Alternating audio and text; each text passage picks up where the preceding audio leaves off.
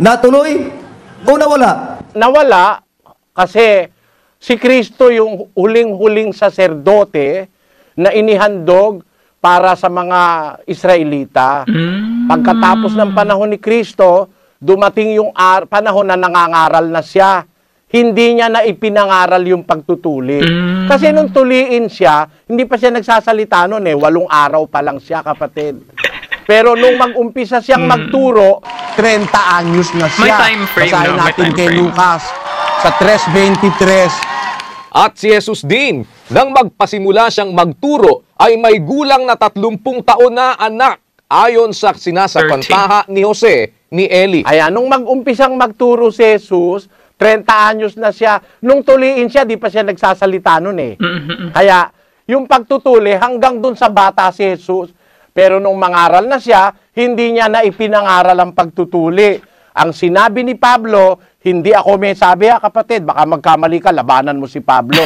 Sabi ni Pablo sa Galacia 5:6, Sapagkat kay Kristo Jesus, kahit ang pagtutuli ay walang kabuluhan, kahit man ang di pagtutuli, kundi ang pananampalataya na gumagawa sa pamamagitan ng pag-ibig. ayan. Kaya pagdating nung nangangaral na si Kristo, ang itinuro niya sa mga apostol, yung pagtutuli walang kabuluhan na yon. Hindi niya nabatas yun. Yun ang nasa Biblia, kapatid. Yun ang sagot ko. Kasi ang implication mo kanina, sabi mo, nagbago na. Si Kristo ang ating pinakasaligan ng katotohanan at halimbawa. Kaya tinanong kita kanina kung si Kristo ba o si Yahshua. Natuli na ika-8 araw? Oo, hindi. Sabi mo, oo, sapat na sa akin. Ibig sabihin, hindi pala naman nawala. Alam mo, kapatid, si Kristo ang saligan ng pananampalataya nung siya'y nagtuturo na. Hindi nung bata siya. Hindi nung bata siya. Kasi nung bata siya, nasa ilalim pa siya ng kautusan ni Moises. Basahin natin ang 4:1 ng Galacia. Sana maintindihan mo. No? Ang galing. Ngunit sinasabi ko na samantalang ang tagapagmana ay bata, ay walang pagkakaibang anuman sa alipin, bagamat siya'y Panginoon ng lahat. Yan, sabi ni Pablo, samantalang ang tagapagmana ay bata, walang pagkakaibang anuman sa alipin, bagaman siya'y Panginoon ng lahat. Nung bata pa si Kristo, hindi pa siya nagtuturo nun. Kaya siya ay nasa ilalim ng kautusan ni Moises. Makes Basahin sense. natin ang versikulo 2. Datapwat nasa ilalim ng mga tagapag-ampon at ng mga tagapangasiwa hanggang sa panahong itinakda ng Ama. Sa 3, Gayon din naman tayo nang tayo'y mga bata pa. Tayo'y nasasakop ng pagkaalipin sa ilalim ng mga pasimulang aral ng sanlibutan. 4. Datapwat, nang dumating ang kapanahunan, ay sinugo ng Diyos ang kanyang anak na ipinanganak ng isang babae, na ipinanganak sa ilalim ng Kautusan. kautusan. Ayan, ang anak ng Diyos ipinanganak sa ilalim ng kautusan. Sa ilalim ng kautusan ni Moises. Kaya siya natuli Kasi nasa kautusan ni Moises, ang bawat lalaki tutuliin. Yun ang kaugalian ni Moises. Nag-umpisa yung kay Abraham. Pero nang mangaral na ang Panginoong Jesus, tinuro niya sa mga apostol, wala nang kabuluhan niyang pagtutuli. Yun ang sabi ni Pablo. Hindi ako may sabi noon, kapatid. Okay. May tanong ko dito sa Kawikaan. Sige. Sabi mo, bata pa si Yahshua, nabouts man o si Jesus, nabouts man bata pa. Sabi mo, sakop. Babasahin ko yung Kawikaan, itatanungin kita dito kung anong sagot mo ito. Kawikaan 22:6. Turuan mo ang bata sa daan na dapat niyang lakaran. At pagka tumanda man siya, ay hindi niya hinuwalayan. Si Yahshua, batang tinuli.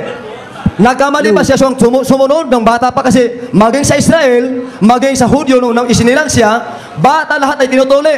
Ang aking gustong marinig sa iyo kanina, hindi na dapat magpatuli. Nagpatuli pala si Yahshua. Di ba ganang halimbawa? Brother Soriano, nagkamali ba si Yahshua sa ginawa niya? O hindi?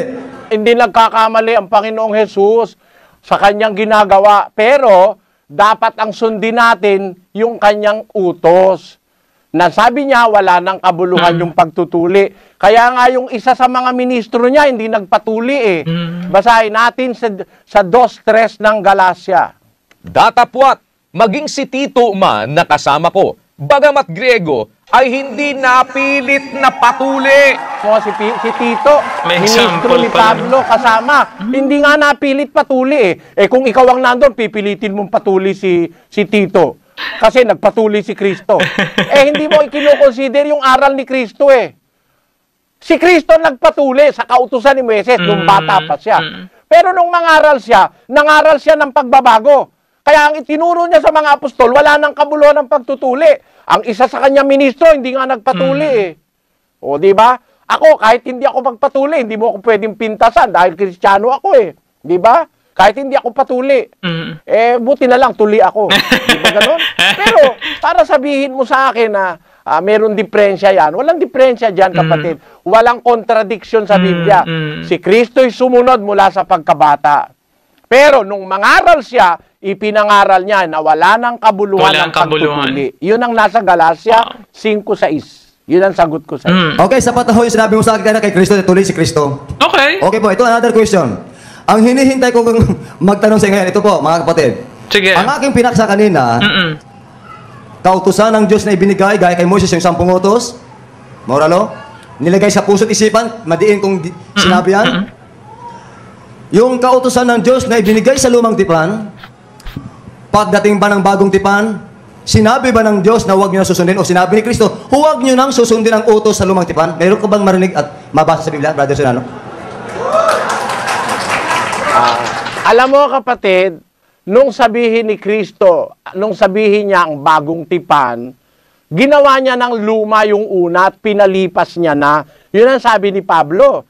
Hebreo 8:13, kapatid na Luz, pakibasa mo.